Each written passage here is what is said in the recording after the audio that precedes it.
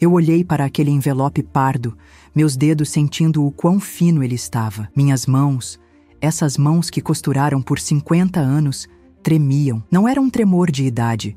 Era um tremor de choque, de frio na espinha. Eu o segurava contra a luz fraca do meu quarto, esperando ver a sombra do dinheiro que deveria estar ali. O dinheiro que representava décadas de sacrifício, de linhas e agulhas, de noites mal dormidas. Mas o envelope estava vazio. Olhei para a fotografia do meu filho, rindo na estante, e o silêncio da casa pareceu gritar. Era um silêncio pesado, ensurdecedor, quebrado apenas pela lembrança de uma vozinha assustada, dias atrás, uma voz que tentei ignorar. Aquele envelope vazio não era só papel, era o fim da minha confiança.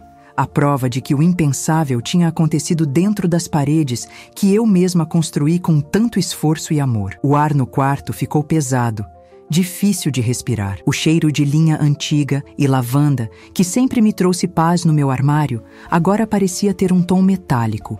O cheiro do medo. A vozinha da minha neta Amanda ecoou na minha cabeça, tão clara como se ela estivesse ali. Vovó, a mamãe falou pro papai que achou seu dinheiro. Ela disse isso com os olhos baixos, mexendo nos botões do meu vestido, como se soubesse que estava contando um segredo perigoso demais para seus 10 anos. Eu não quis acreditar. Disse a ela que era bobagem, coisa de adulto que ela entendeu errado. Mas ali, parada com o envelope murcho na mão, a inocência daquelas palavras me atingiu como um tapa. Ela não entendeu errado. Eu é que escolhi a cegueira. Naquele instante, segurando o envelope vazio, eu finalmente entendi. O roubo não era o pior. Perder o dinheiro, o fruto de 50 anos debruçada sobre uma máquina de costura, sim, isso doía. Doía fisicamente, como uma pontada no peito. Mas a verdadeira agonia, a ferida que eu sabia que não fecharia, era a traição. Não era um estranho que tinha invadido minha casa e levado minhas economias. Foi alguém que jantava na minha mesa.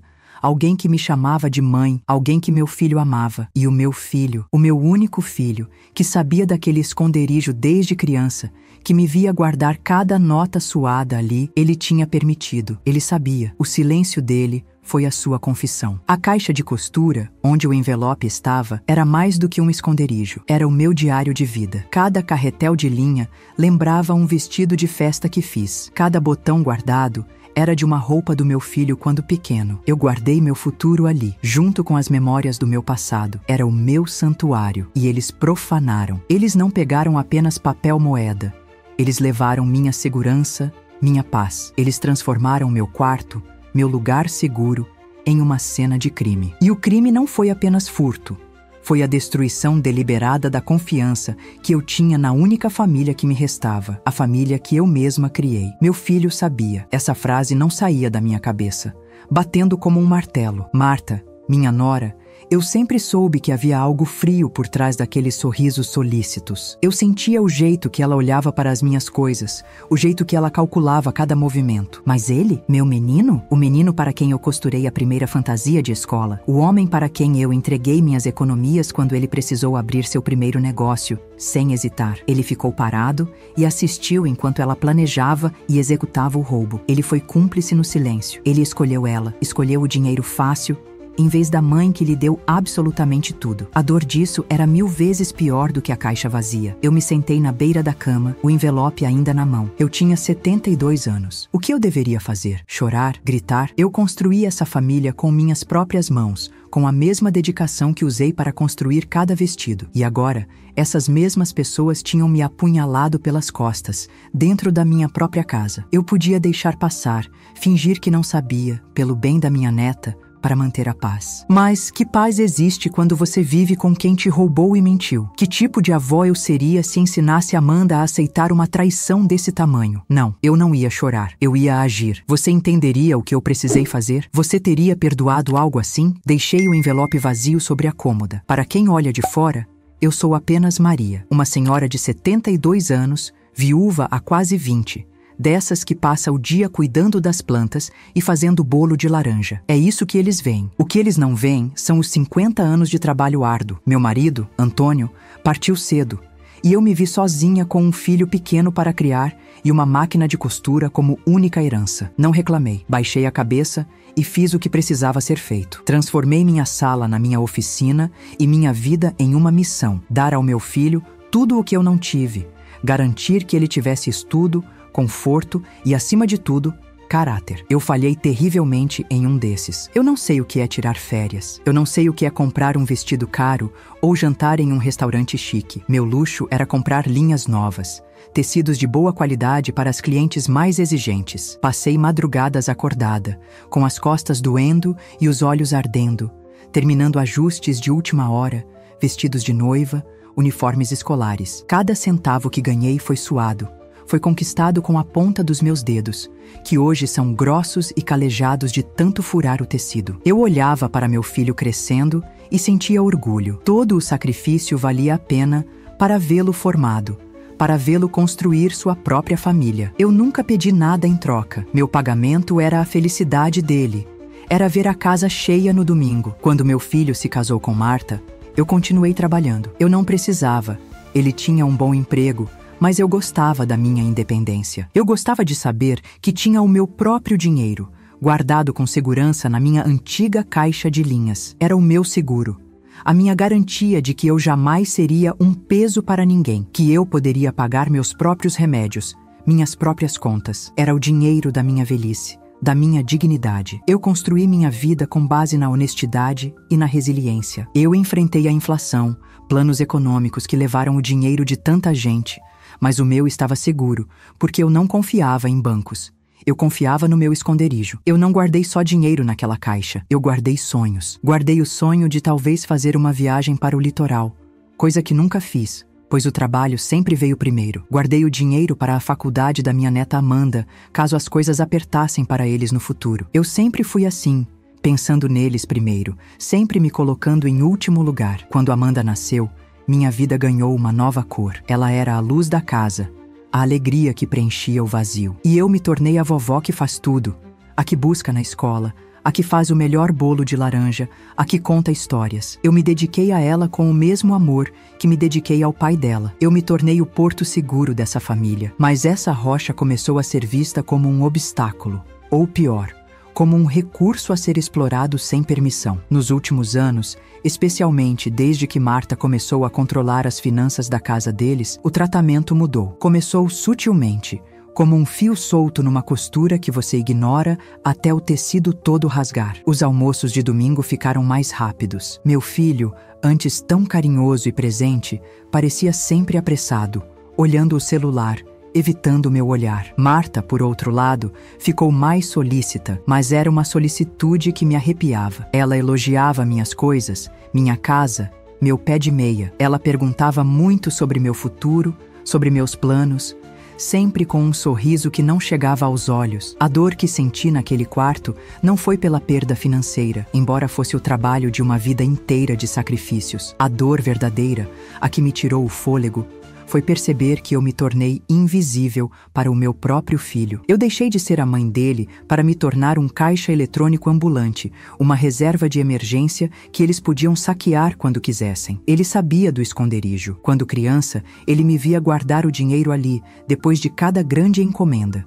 Eu dizia, isso aqui é para o seu futuro, meu filho. E agora, ele usou essa confiança de infância, essa confidência sagrada entre mãe e filho, para facilitar que a esposa dele roubasse o meu futuro. Eles devem ter achado que eu não precisava daquele dinheiro. Uma velha de 72 anos, que vive de forma simples, que passa os dias costurando panos de prato, para que ela quereria tantas economias? Eles devem ter pensado que era direito deles pegar, que era uma herança adiantada, como se eu já estivesse morta. Essa é a lógica de quem não tem escrúpulos, de quem mede o valor de uma pessoa pelo que ela pode oferecer. Eles olharam para mim e não viram a mulher que passou noites em claro costurando para que ele pudesse ter sapatos novos. Eles viram apenas um obstáculo entre eles e o dinheiro, uma velha teimosa. Eles me subestimaram, acharam que eu era apenas uma velhinha frágil, que talvez nem notasse o dinheiro faltando, ou que, se notasse, ficaria quieta para evitar confusão, para não estragar a harmonia da família. Eles acharam que o amor que sinto pela minha neta seria minha fraqueza,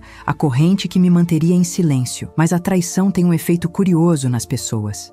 Ela pode te quebrar, ou pode forjar em você um aço que nem você sabia que existia. Enquanto eu olhava para a foto do meu filho, O homem que eu criei, eu não senti mais tristeza. Eu senti raiva, uma raiva fria, calculada, uma indignação justa. Eu não ia ser a vítima silenciosa da ganância deles. Eu sei que muitas pessoas passam por desrespeito e são silenciadas pela própria família, tratadas como se não tivessem mais valor ou voz. Eu decidi que não seria uma delas. A minha história é sobre a pior traição que uma mãe pode sofrer, mas também é sobre recuperar a dignidade que tentaram me tirar. Se essa história tocar algo em você, se você já se sentiu invisível ou desrespeitado por quem mais deveria te amar, se inscreve e me conta aqui nos comentários o que você faria no meu lugar. Você teria coragem de enfrentar seu próprio filho? Minha nora, Marta. Quando meu filho a apresentou, há 15 anos, eu quis muito gostar dela. Ela era bonita, falava baixo, parecia solícita e sempre me trazia um presente no Dia das Mães. Mas sempre existiu algo nela que me causava um profundo desconforto.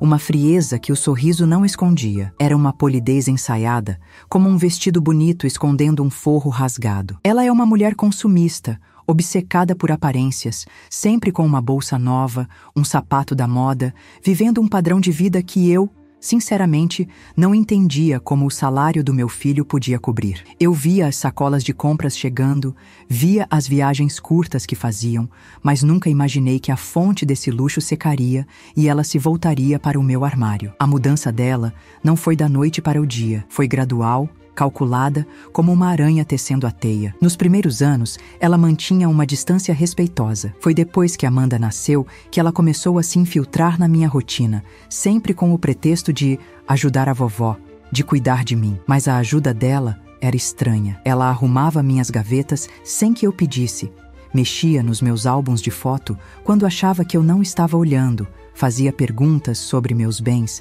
sempre disfarçadas de preocupação. A senhora devia guardar suas joias num banco, sogra, ela dizia. Essa casa é antiga, tão insegura. Agora eu vejo, ela não estava preocupada com a minha segurança. Ela estava fazendo um inventário. Ela estava mapeando o território, procurando por fraquezas. O que mais me destrói, o que realmente me quebra por dentro, é o que ela fez com o meu filho. Meu filho não era assim. Eu não criei um ladrão. Eu não criei um homem sem caráter. Eu criei um homem bom. Talvez bom demais, fraco. Ele sempre foi fácil de manipular, sempre querendo agradar a todos. E ele ama Marta cegamente, a ponto de se anular. Nos últimos meses, ele mudou drasticamente. O homem que antes vinha almoçar e ria das minhas histórias, que pedia meu bolo de laranja, agora mal me olhava nos olhos. Ele parecia perpetuamente cansado, estressado, com olheiras fundas. Eu achava que era a pressão do trabalho. Que tola eu fui. Era a pressão da culpa. Era a pressão de saber o que a esposa dele estava planejando. Eu não sabia de tudo na época, mas depois daquele dia, juntei as peças. Descobri que Marta estava afundada em algo sujo, algo que ela escondia até do marido. Dívidas de jogo. O desespero dela não era apenas por luxo e bolsas caras. Era para salvar a própria pele de gente perigosa. E ela usou a pior das manipulações para arrastar meu filho junto. Eu quase posso ouvi-la dizendo a ele, numa noite qualquer: aquela velha nem usa aquele dinheiro, amor. Está mofando no armário. É nosso por direito. É a sua herança. Estamos só adiantando o que já é seu. Ela o convenceu de que pegar o que era meu não era roubo. Era apenas um adiantamento necessário. O aviso da minha neta Amanda foi a prova de que não era apenas Marta, era ele também, por omissão. Mamãe estava rindo no telefone com o papai, ela disse, rindo. Eles riram enquanto arquitetavam como tirar as economias de uma vida inteira de uma senhora de 72 anos. Meu filho ouviu sobre o esconderijo e riu. Essa imagem não me sai da cabeça. A mulher egoísta e o homem fraco, uma combinação perigosa. Ela, a predadora, procurando uma solução fácil para seus vícios secretos. Ele, o covarde, permitindo que a mãe fosse sacrificada para manter a paz ilusória do seu casamento, para não ter que encarar os demônios da esposa. Eles formaram o casal perfeito para me destruir por dentro. O meu filho, o homem que eu balancei no colo, o menino para quem eu costurei, sabia que a esposa dele estava me roubando e escolheu não fazer nada. Ele escolheu a ganância dela em vez da minha segurança. Ele preferiu o silêncio cúmplice à honra de me defender. Eu me pergunto, se fosse com você, O que doeria mais? A mão da nora que rouba ou a mão do filho que deveria te proteger e simplesmente se omite, permitindo o roubo? Você já confiou cegamente em alguém da sua família, alguém por quem você daria a vida, e descobriu que essa pessoa estava trabalhando ativamente pela sua ruína? É uma dor que não tem nome, um buraco que se abre no peito e que nada pode preencher. Depois que constatei o roubo, a casa mudou. O silêncio que antes era de paz, agora era de luto, de espera. Eu continuei minha rotina, pelo menos por fora. Acordei, fiz meu café, reguei minhas samambaias. Mas tudo parecia sem cor, sem vida. Cada canto da casa me lembrava deles, da traição que haviam cometido. O cheiro do bolo de laranja que eu costumava fazer esperando a visita deles agora me enjoava. Eu me sentava na minha máquina de costura, mas meus dedos pareciam pesados demais para guiar o tecido, duros pela raiva. Eu olhava para a cadeira vazia na cozinha, onde meu filho sentava para conversar comigo, e tudo o que eu sentia era um vazio gelado. Eles não tinham levado apenas o dinheiro. Eles levaram a minha alegria. A lembrança da semana anterior voltou com uma clareza brutal, como um raio. Amanda veio passar a tarde comigo, como sempre fazia às quartas-feiras. Estávamos na cozinha e eu preparava um lanche para ela. Pão quente com manteiga. Ela estava quieta, o que não era nada normal para ela. De repente, ela parou de desenhar e olhou para mim. Aqueles olhos grandes e sérios, profundos demais para uma criança de 10 anos. Vovó, ela começou baixinho. Outro dia eu ouvi a mamãe rindo no telefone com o papai. Ela disse que achou sua caixa de tesouro no armário. Meu coração parou por um segundo, mas eu forcei um sorriso. Que bobagem, meu amor. Deve ser algum filme que ela viu, eu disse, mas ela não desistiu. As crianças sabem quando estão sendo dispensadas. Elas sentem a mentira. Não, vovó, era a sua caixa. A caixa de madeira que cheira a coisa antiga, onde a senhora guarda as linhas da bisavó. Meu sangue gelou. Eu sabia exatamente de qual caixa ela estava falando. Poucas pessoas sabiam dela, e meu filho era uma delas. A Amanda continuou, a voz quase um sussurro com medo. O papai não disse nada no começo, e depois ele riu baixinho e falou: "Deixa isso quieto, Marta. Não mexe aí." Ela estava assustada. Ela sabia que tinha ouvido algo errado. Eu a abracei. Disse que era conversa de adulto, que estava tudo bem. Mas assim que ela foi embora, corri para o armário. Naquele dia, o envelope ainda estava lá. Naquela quarta-feira, eu vi o envelope pesado, senti o volume do dinheiro e respirei aliviada. Eu me convenci de que Amanda tinha entendido errado, que Marta era curiosa, sim, mas não uma ladra. E meu filho, ele mandou ela deixar quieto. Ele me protegeu. Foi isso que eu quis acreditar. Desesperadamente. Eu me agarrei a essa versão da história com todas as minhas forças, porque a alternativa era dolorosa demais para encarar. Eu ignorei o aviso. Eu escolhi acreditar na fantasia de que minha família era perfeita. Essa minha negação deliberada durou exatamente até hoje, alguns dias depois, quando uma intuição ruim me fez checar de novo, e eu encontrei o papel vazio, leve como uma pluma. A frase de Amanda voltou, mas agora com seu significado real. Papai falou: "Deixa isso quieto, Marta." Na hora, eu pensei que era ele me defendendo. Que ingênua. Agora, eu entendo. Ele não disse: "Não roube minha mãe." Ele não disse: "Isso é errado." Ele não disse: "Devolva." Ele disse: "Deixa isso quieto." Ele estava com medo de ser pego, ou estava pedindo para ela não mexer naquele momento. A risada dele não era de nervoso. Era a risada da cumplicidade. Ele sabia que ela tinha achado o esconderijo, e ele não me contou. Ele não me ligou, não me alertou, não protegeu o que era meu. Ele se tornou o vigia da ladra. A traição dele foi pior que o roubo dela. Marta é uma estranha. Ele é meu sangue. Comecei a me lembrar de pequenas coisas, peças soltas que agora se encaixavam. Nas últimas semanas, Marta apareceu aqui em casa em horários estranhos, sem avisar. Uma vez, ela disse que veio pegar uma forma de bolo emprestada, mesmo tendo várias em casa. Outra vez, disse que estava passando e queria ver se eu precisava de remédios, agindo com uma solicitude fora do comum. Ela estava me estudando. Ela estava esperando a oportunidade certa, o dia em que eu iria ao médico ou à feira para ter tempo de revirar meu quarto. E meu filho?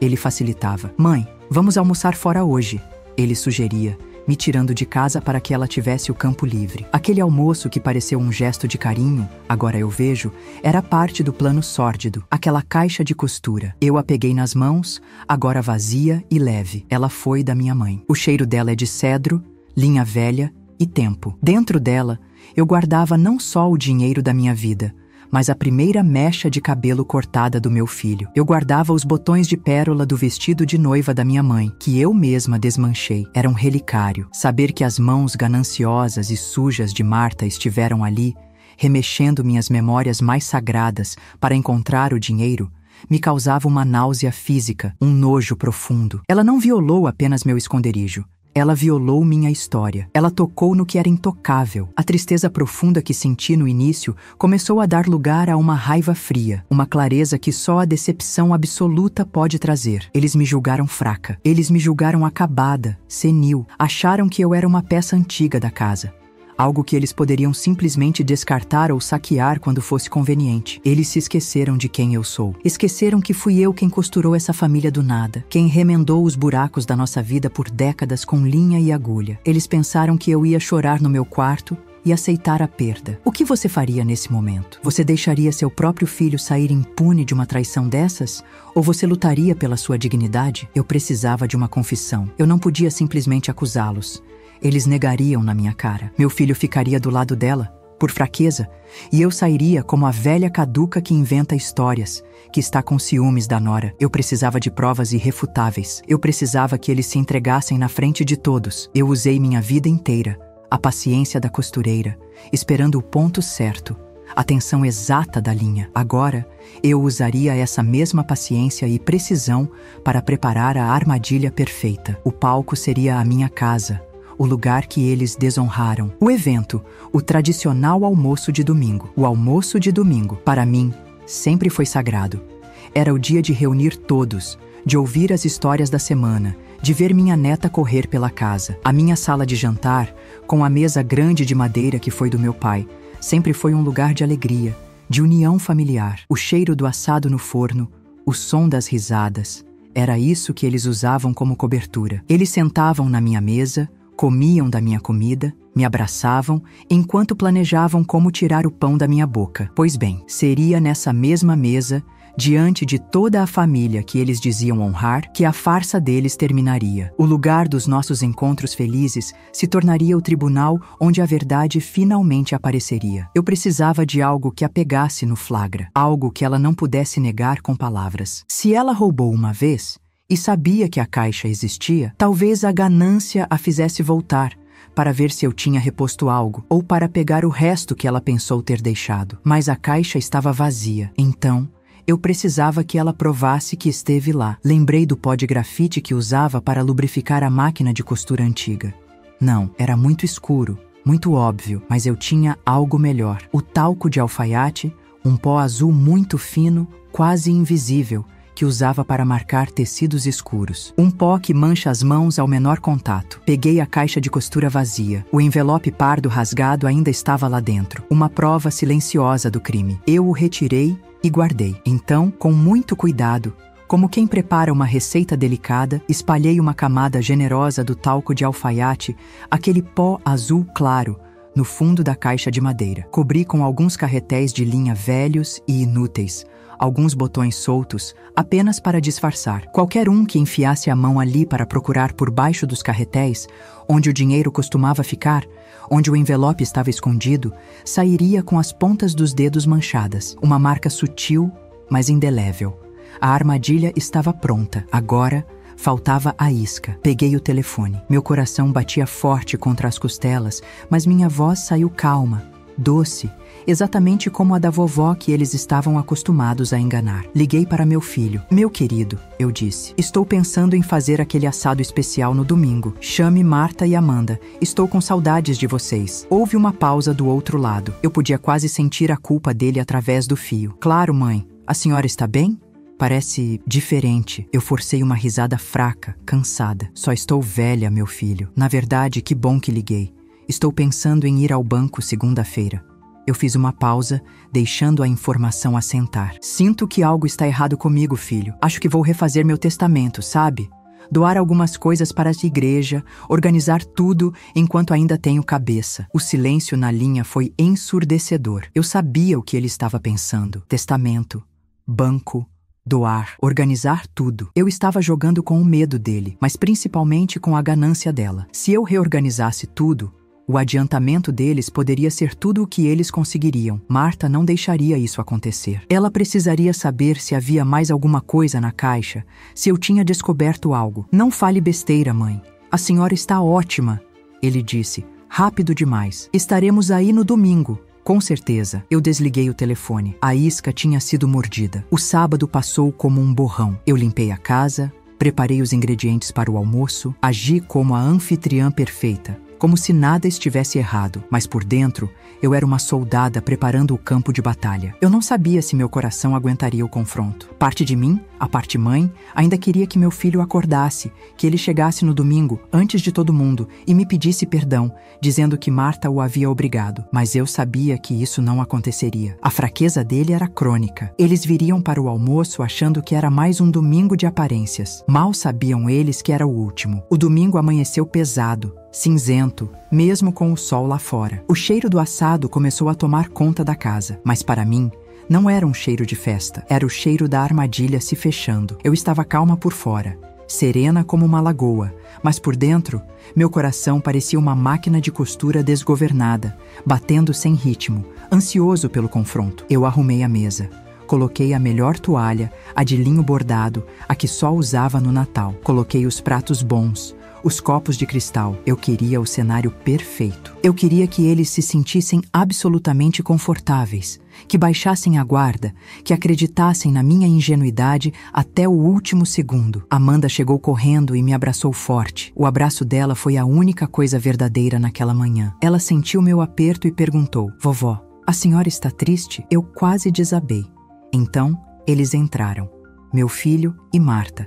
Ele me deu um abraço rápido, desviando o olhar, como vinha fazendo há meses. Ele estava pálido, com olheiras que nem o sorriso forçado escondia. A culpa o estava consumindo, mas não o suficiente para fazê-lo confessar. Marta, ao contrário, estava radiante. Usava um vestido novo, caro, e um sorriso largo que ia de orelha a orelha. "Sogra, que cheiro maravilhoso!" ela disse, me dando um beijo no rosto que pareceu gelado. Falso. Ela estava atuando. Ela era a atriz perfeita, fingindo a preocupação que ela não tinha, provavelmente aliviada por eu estar normal, sem saber de nada, preparando um banquete para eles. Ela olhou ao redor da sala, os olhos rápidos, calculistas. Sentamos na sala, conversamos banalidades. O tempo se arrastava. Cada minuto daquela conversa fiada era uma tortura. Meu filho falava do trabalho.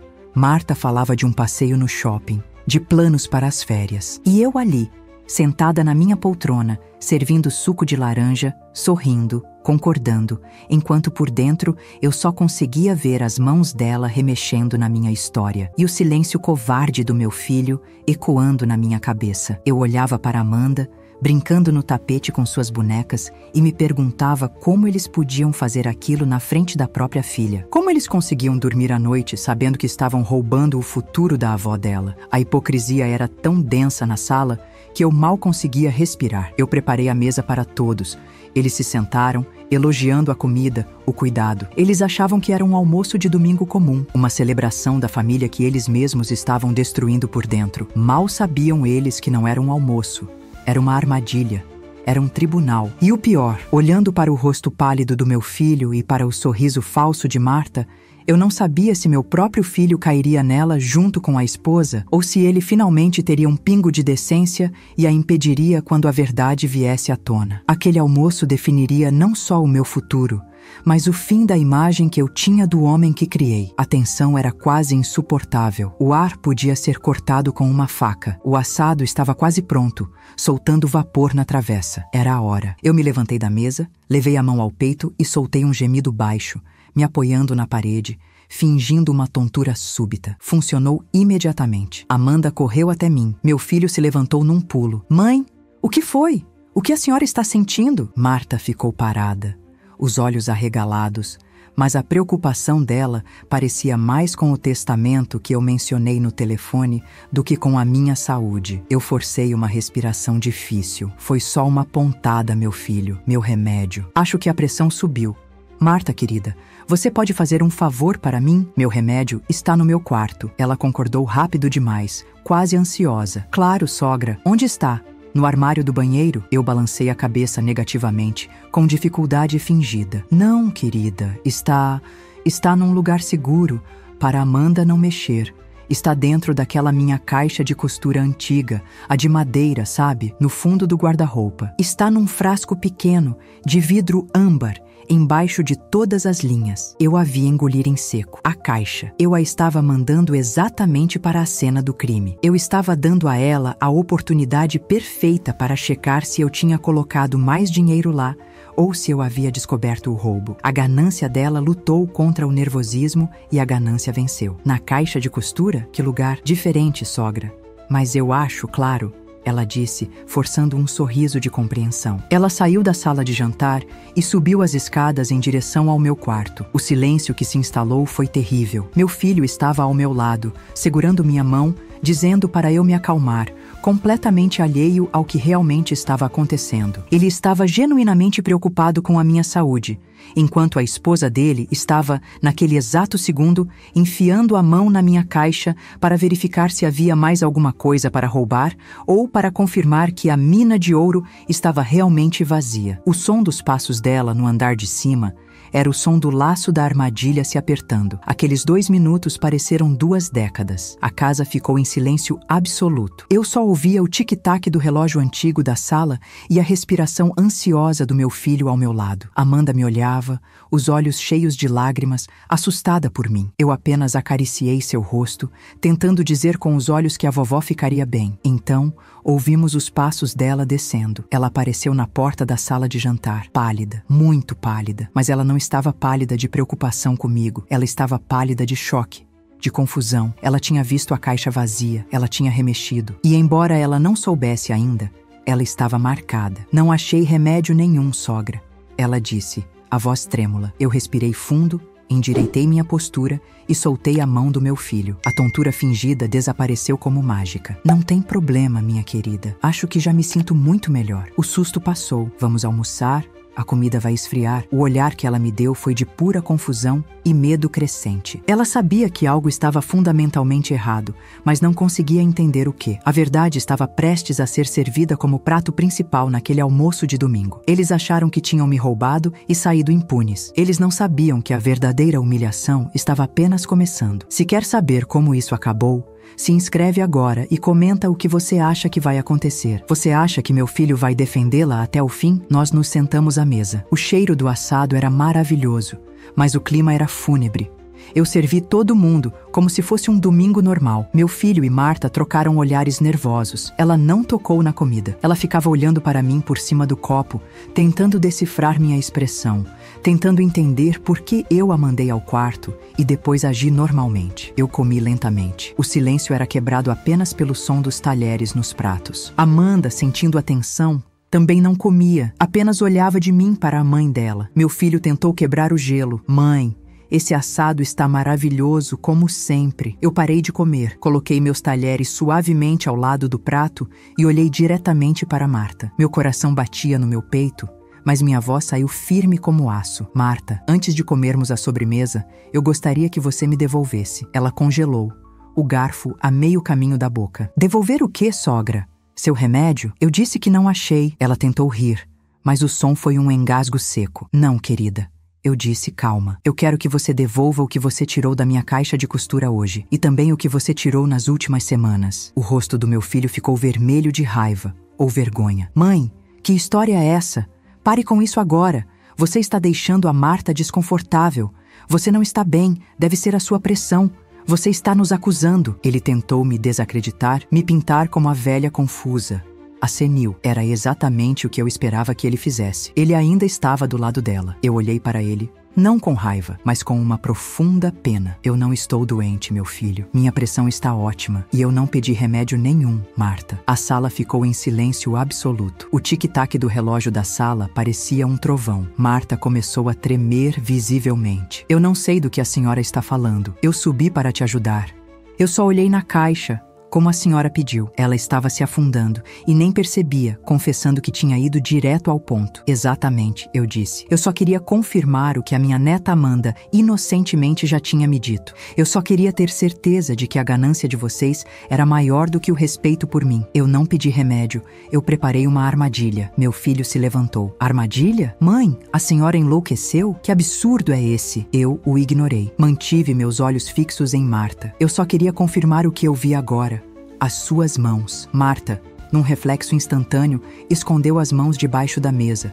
Mas era tarde demais. O que tem as mãos dela? Meu filho perguntou, a voz já falhando. O pânico começando a tomar conta. Mostre suas mãos, Marta.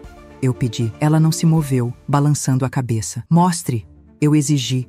Minha voz subindo pela primeira vez, ecoando na sala de jantar. Tremendo, ela colocou as mãos sobre a toalha de linho. E lá estava, sutil, mas claro contra a pele pálida dela. As pontas dos dedos dela, as cutículas, estavam manchadas de um pó azul claro. Eu não guardo remédios na minha caixa de costura. Eu expliquei para a sala, como se desse uma aula. Mas eu sabia que você não resistiria à chance de olhar de novo, especialmente depois que eu disse ao meu filho que ia mudar o testamento. Eu sabia que a sua ganância te faria enfiar a mão até o fundo da caixa, procurando por mais dinheiro. O dinheiro que você roubou já acabou, não é? O fundo daquela caixa estava vazio. Vazio de dinheiro, mas cheio de talco de alfaiate. Um pó azul que só quem remexeu onde não devia, passando os dedos por baixo dos carretéis, teria nas mãos. Marta olhou para os próprios dedos como se estivessem cobertos de veneno. Ela tentou esfregar no guardanapo, mas a mancha só piorou. Meu filho olhou para os dedos dela e depois para mim. O rosto dele desabou. Toda a cor sumiu. Ele entendeu. Ele foi pego. A negação dele se quebrou em 1000 pedaços. Ele abriu a boca, mas nada saiu. Foi quando a vozinha de Amanda cortou o silêncio. Ela começou a chorar. Não um choro alto, mas um choro de decepção profunda, de quem entende a verdade adulta pela primeira vez. Ela olhou para o pai dela e o que ela disse me destruiu mais do que o roubo. Papai, você sabia. Eu te ouvi no telefone. Você deixou a mamãe pegar o dinheiro da vovó. Você deixou. Não era uma pergunta, era uma afirmação. Era a sentença final de uma criança de 10 anos. Foi isso que quebrou meu filho. Não foi minha armadilha, não foi minha acusação. Foi o julgamento da própria filha. Ele enterrou o rosto nas mãos e começou a soluçar. Um choro feio, desesperado, de um homem derrotado, que perdeu tudo. Marta gritava para ele parar, para ele dar um jeito. E então, entre soluços, ele confessou tudo. Foi ela, mãe. Ela me obrigou.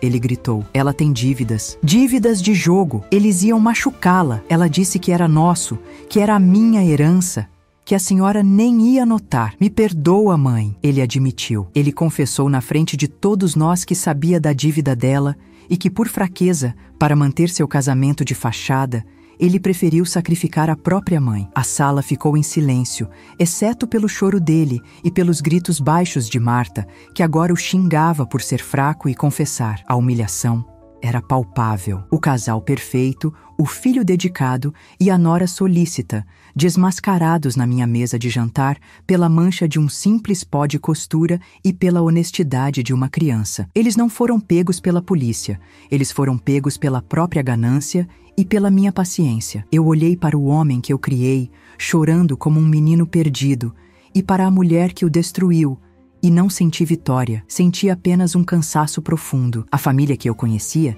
tinha acabado de morrer ali, entre o assado e a sobremesa. Eu me levantei, peguei o prato de Marta e o prato do meu filho, ambos quase intocados, e joguei o conteúdo deles na lata de lixo da cozinha. A comida que eu fiz com amor não seria comida por ladrões. Eu pedi para eles saírem da minha casa. Meu filho não conseguia me olhar. Marta me lançou um olhar de ódio puro, um ódio que ela sempre escondeu atrás de sorrisos falsos. Expulsar o próprio filho da sua casa, sabendo que você pode nunca mais vê-lo, é a decisão mais difícil que uma mãe pode tomar. Mas a dignidade não é negociável. Você teria coragem de fazer o mesmo? Você conseguiria cortar o próprio sangue para salvar sua honra? Eles saíram. Meu filho nem conseguiu pegar o casaco. Saiu tropeçando nas próprias pernas, apoiado em Marta, que ainda me fuzilava com os olhos cheios de ódio, não de culpa. Amanda ficou. Ela correu e me abraçou, chorando convulsivamente contra o meu avental. Eu a segurei firme. Eu fiquei ali, parada no meio da minha sala de jantar,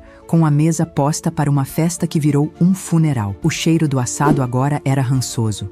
O cheiro da mentira. Eu perdi meu filho naquele dia. Eu sei que perdi. O homem que eu criei, o menino que eu amei mais que tudo, se foi, substituído por aquele estranho fraco e derrotado que saiu pela minha porta sem olhar para trás. A dor da perda era real, mas pela primeira vez em meses eu conseguia respirar. O silêncio que ficou não era de medo, era de paz. Naquele dia, eu perdi o dinheiro de uma vida inteira. 50 anos de trabalho, de dedos furados e costas doendo, de noites em claro debruçada na máquina. Tudo levado pela ganância de uma viciada em jogo e pela fraqueza covarde do meu filho. O dinheiro se foi. Eu nunca vou recuperar aquele valor e sei que minha velhice será mais difícil por causa disso. Mas enquanto eu limpava aquela mesa, enquanto eu tirava os pratos intocados deles e guardava a toalha de linho manchada pelas lágrimas e pelo pó azul, eu percebi que tinha recuperado algo muito mais valioso. Eu recuperei minha dignidade. Eu recuperei minha voz.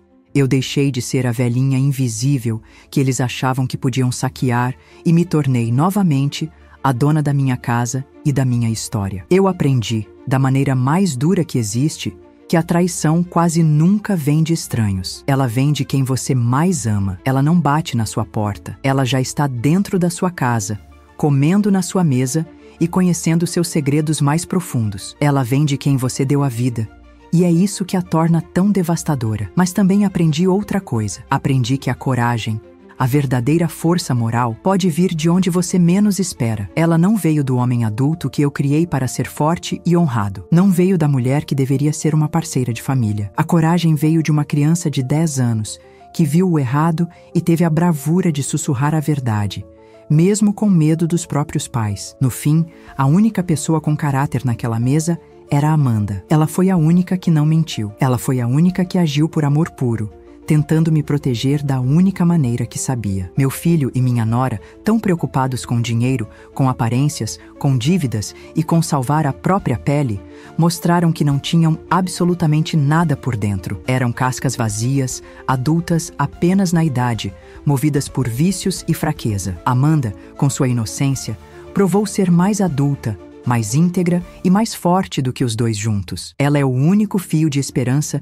que sobrou daquela família destruída. E eu decidi ali, enquanto ela me abraçava, que minha vida agora seria dedicada a protegê-la. Eu não sei o que vai acontecer com meu filho. Eu genuinamente espero que um dia ele acorde, que ele procure ajuda, que ele se liberte daquela mulher e se lembre dos valores que eu tentei lhe ensinar durante toda a sua infância. Mas eu não posso mais esperar por ele. Meu luto pelo filho que perdi terminou naquele almoço. Meu trabalho como mãe dele acabou no exato instante em que ele escolheu ficar em silêncio e permitir o roubo. Agora, meu trabalho é comigo mesma. É reconstruir minha vida.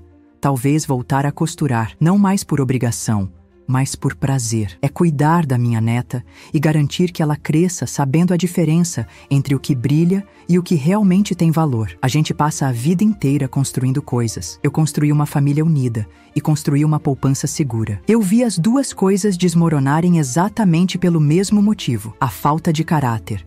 O dinheiro, a gente sofre, mas corre atrás, e com saúde faz de novo. Mas o respeito, a dignidade, uma vez que você permite que o quebrem, uma vez que você aceita ser tratado como lixo por quem você ama, ele não volta mais. Naquele domingo, eu escolhi o respeito. Eu escolhi a mim. Eu escolhi a verdade inocente da minha neta, em vez da mentira conveniente do meu filho. E essa foi a costura mais importante, mais reta e mais dolorosa que eu já fiz em 72 anos de vida.